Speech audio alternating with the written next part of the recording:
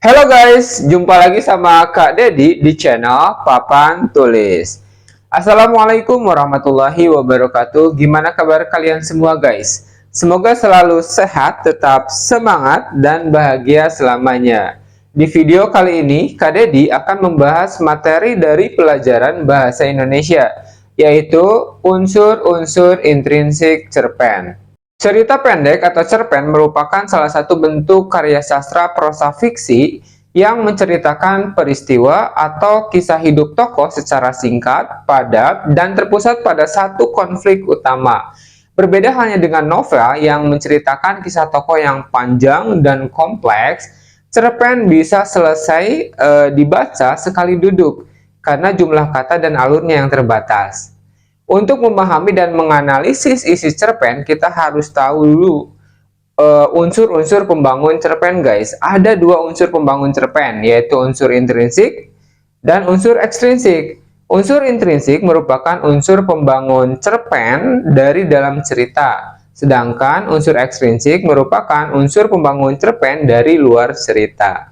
Di video kali ini, Kak Dedi akan berfokus pada pembahasan unsur-unsur intrinsik cerpen. Unsur intrinsik cerpen terdiri dari beberapa bagian utama guys. Agar kalian mudah mengingatnya, Kak Dedi buat singkatannya.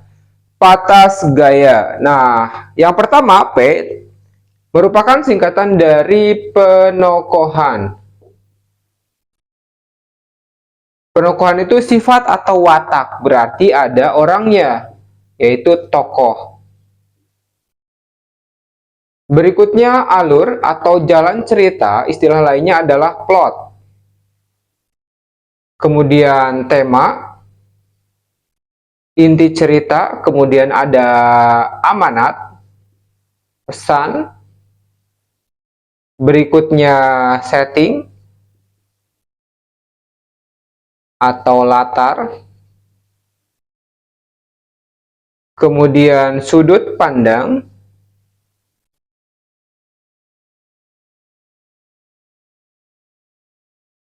Dan yang terakhir, gaya bahasa. Oke, berikutnya Kak Dede akan jelaskan satu persatu secara mendetail. Unsur intrinsik cerpen yang pertama adalah penokohan dan tokoh. Tokoh merupakan pelaku atau individu yang mengambil bagian dan mengalami peristiwa dalam cerita.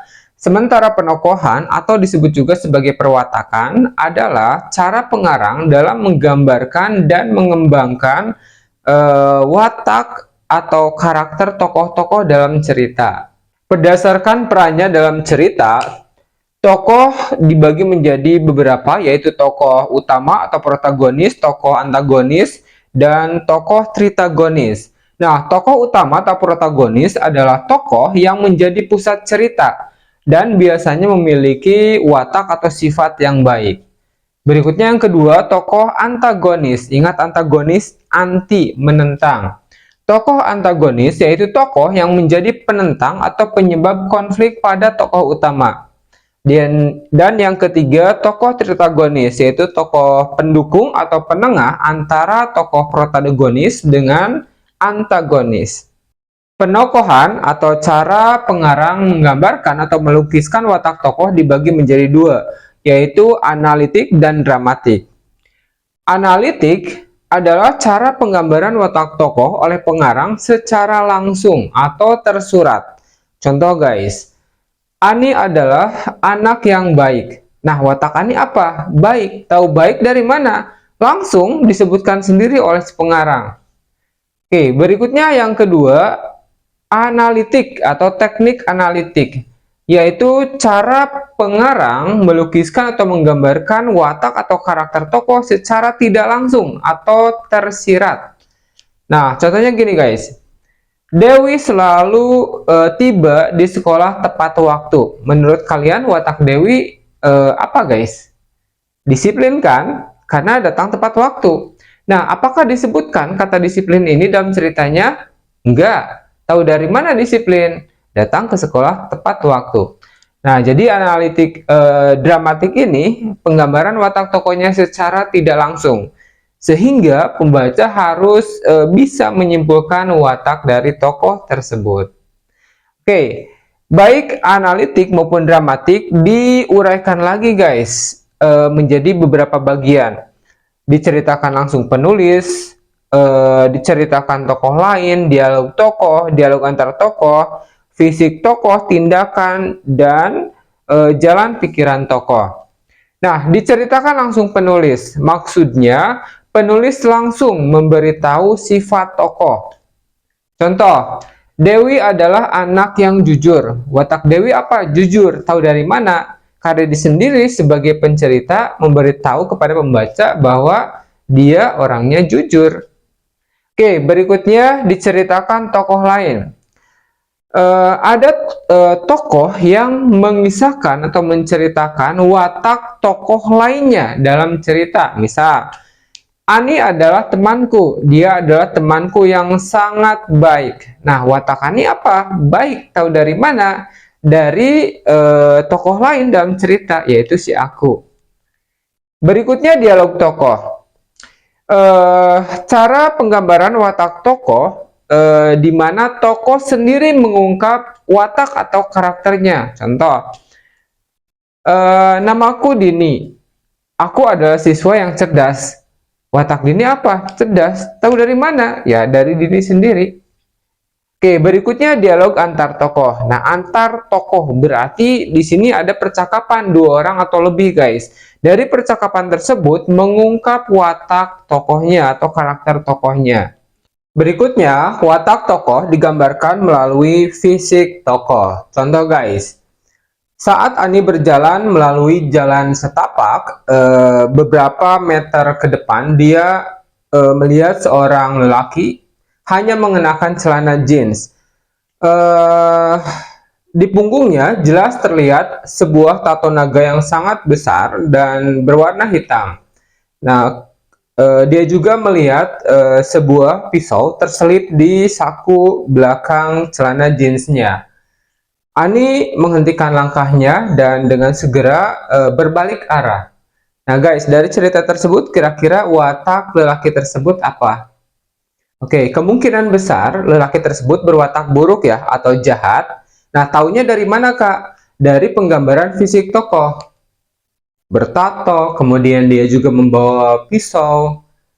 Oke, berikutnya penggambaran watak tokoh melalui tindakan, perilaku, atau perbuatan. Contoh guys, setiap hari Ani tiba di sekolah tepat waktu. Menurut kalian, watak Ani apa? Disiplin. Tahu dari mana disiplin? Dari tindakan atau perilakunya yang tiba ke sekolah tepat waktu. Oke, berikutnya yang terakhir, jalan pikiran tokoh. Nah, ini watak tokoh digambarkan melalui cara tokoh berpikir cara tokoh berpikir dalam menyelesaikan masalah. Biasanya ditandai dengan tokohnya itu berbicara dalam hatinya atau dalam pikirannya, guys. Yang kedua, alur disebut juga sebagai plot. Alur adalah rangkaian peristiwa yang membentuk jalinan cerita. Berdasarkan urutan peristiwa atau kejadian, alur dibagi menjadi 3 jenis guys, yaitu alur maju, alur mundur, kemudian alur campuran. Alur maju disebut juga sebagai progresif, yaitu cerita disampaikan secara runtut atau sistematis dari masa lalu menuju masa kini atau masa depan. Yang kedua, alur mundur disebut juga sebagai alur regresif atau flashback, yaitu cerita dimulai dari peristiwa masa kini atau akhir, kemudian menceritakan kejadian di masa lalu. Yang terakhir, alur campuran merupakan gabungan alur maju dan alur mundur, yaitu gabungan dari alur maju dan alur mundur dalam satu cerita. Ada beberapa tahapan alur dalam cerpen atau disebut juga sebagai struktur cerpen. Struktur cerpen diawali dengan orientasi atau pengenalan. Di bagian ini, penulis mulai memperkenalkan tokoh dan latar, waktu, tempat, juga latar suasana. Yang kedua, rangkaian peristiwa atau rangkaian kejadian, yaitu peristiwa atau kejadian-kejadian yang nantinya akan menuju terjadinya konflik atau masalah. Berikutnya yang ketiga, komplikasi atau konflik, Di bagian ini, tokoh utama mengalami masalah atau konflik, termasuk juga puncak dari masalah atau klimaks. Dan yang terakhir, resolusi, penyelesaian dari masalah yang dihadapi oleh si tokoh utama. Berikutnya yang ketiga, tema, disebut juga sebagai inti cerita. Tema adalah gagasan pokok, ide dasar, atau persoalan utama yang mendasari keseluruhan cerita. Tema biasanya dituliskan dalam satu atau dua kata. Contoh tema guys, cerita yang bertema sosial, misal ceritanya bertema kemiskinan, ketidakadilan, dan lain-lain. Cerita yang bertema moral, contoh kejujuran, pengkhianatan. Berikutnya cerita yang bertema percintaan atau kasih sayang. Contoh, cinta terlarang, kemudian cinta keluarga, dan lain-lain. Unsur pembentuk cerpen yang keempat adalah amanat. Amanat merupakan pesan moral atau nilai kehidupan yang ingin disampaikan pengarang kepada para pembacanya melalui tulisan atau cerita yang dia buat. Nah, amanat ini dalam cerita bisa ditulis secara langsung atau tersurat, jadi dituliskan dalam ceritanya, maupun secara tersirat, jadi tidak dituliskan atau tidak dicantumkan dalam ceritanya, sehingga pembaca harus bisa menyimpulkan. Nah, amanat dituliskan dalam bentuk kalimat persuasif guys. Contoh, kita harus berbakti kepada orang tua, atau contoh yang lainnya, untuk meraih kesuksesan atau keberhasilan, kita harus berusaha dengan sangat keras. Berikutnya setting atau disebut juga sebagai latar. Latar atau setting adalah segala keterangan mengenai waktu, tempat, ataupun suasana terjadinya suatu peristiwa dalam cerita. Latar dibagi menjadi beberapa jenis guys, yaitu latar tempat, latar waktu, dan latar suasana. Latar tempat merupakan latar yang menunjukkan lokasi terjadinya suatu peristiwa dalam cerita. Misal, di sekolah, di rumah, di kamar tidur. Berikutnya latar waktu menunjukkan kapan peristiwa terjadi. Pagi hari, sepulang sekolah, kemudian sore hari. Yang ketiga, latar suasana. Latar suasana ini menggambarkan kondisi emosional atau atmosfer yang dirasakan dalam cerita. Misal, suasana haru, suasana mencekam, suasana bahagia, dan seterusnya. Unsur pembangun cerpen berikutnya adalah sudut pandang atau disebut juga sebagai point of view. Sudut pandang adalah posisi atau cara pengarang menempatkan dirinya untuk bercerita, yang menentukan dari sisi mana cerita tersebut disampaikan kepada para pembaca. Sudut pandang ini dibagi menjadi dua jenis guys, ada sudut pandang orang pertama dan orang ketiga. Sudut pandang orang pertama atau orang ke-1 disebut juga sebagai sudut pandang akuan. Di sini penulis menempatkan dirinya sebagai tokoh dalam cerita. Nah, penulis menyebut dirinya sendiri dengan sebutan aku, saya, kami, atau kita. Sudut pandang orang pertama atau akuan dibagi menjadi dua jenis lagi guys, yaitu sudut pandang orang pertama pelaku utama dan pelaku sampingan. Sudut pandang orang pertama pelaku utama, di mana tokoh si akunya itu mendominasi cerita guys, jadi paling banyak diceritakan. Sementara pelaku sampingan, si tokoh akunya sebagai sampingan atau jarang diceritakan. Yang banyak diceritakan malah orang lain. Jadi si tokoh akunya menceritakan tokoh orang lain. Berikutnya, sudut pandang orang ketiga disebut juga sebagai sudut pandang diaan. Sudut pandang ini menempatkan penulis di luar cerita, jadi penulis hanya sebagai pencerita.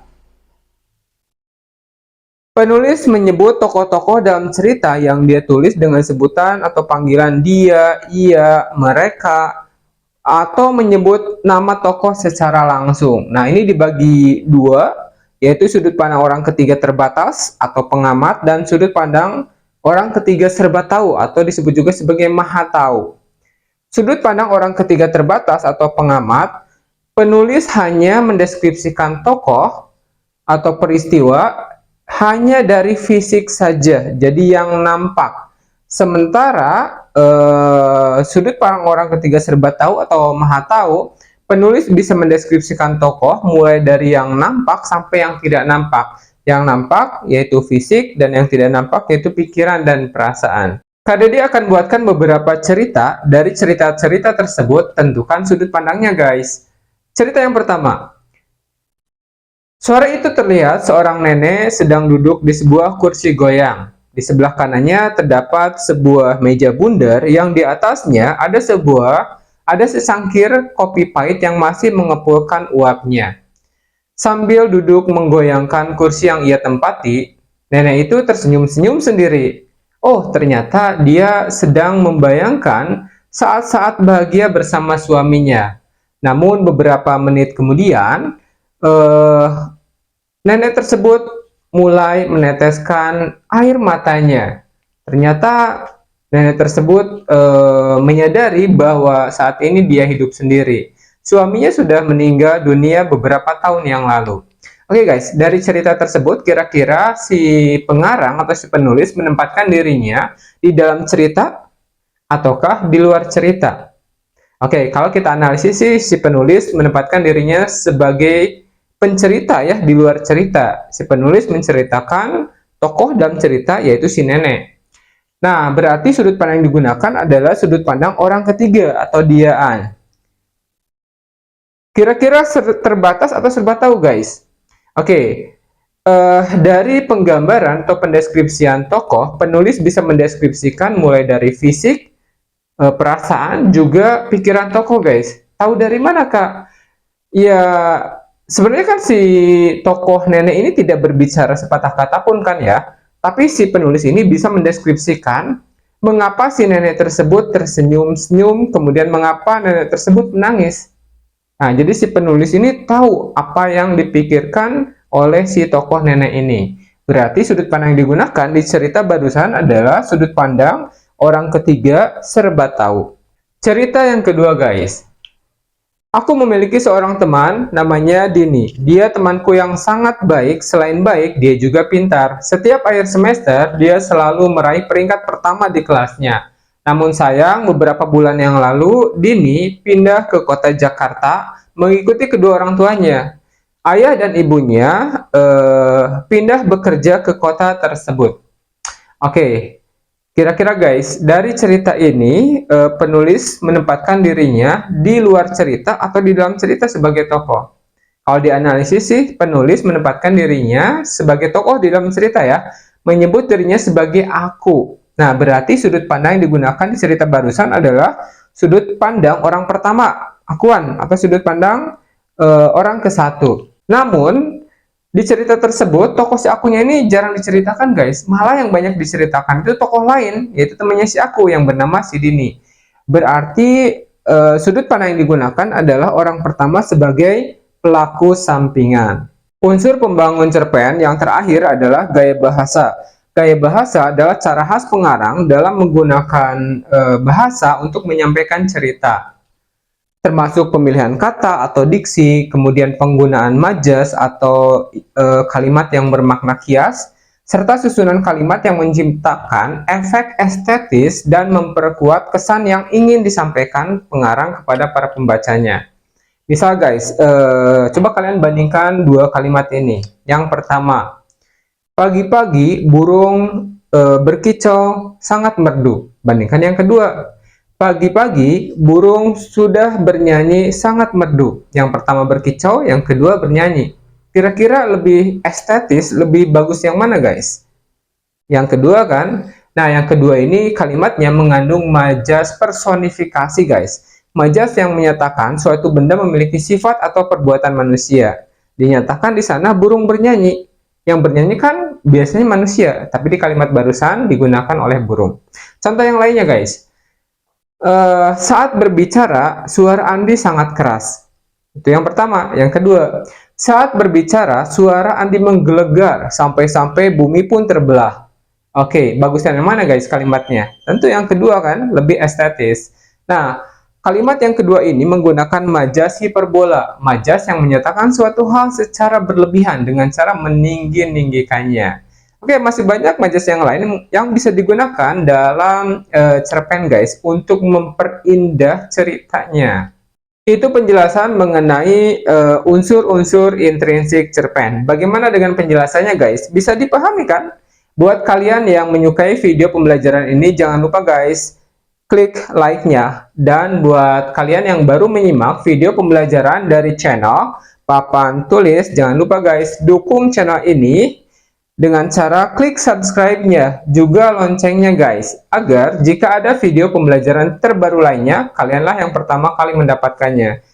Jangan lupa juga guys, share video pembelajaran ini ke teman kalian sebanyak-banyaknya, biar mereka pun mendapat manfaat dari video ini. Jangan lupa juga tulis komentarnya. Terima kasih. Wassalamualaikum warahmatullahi wabarakatuh.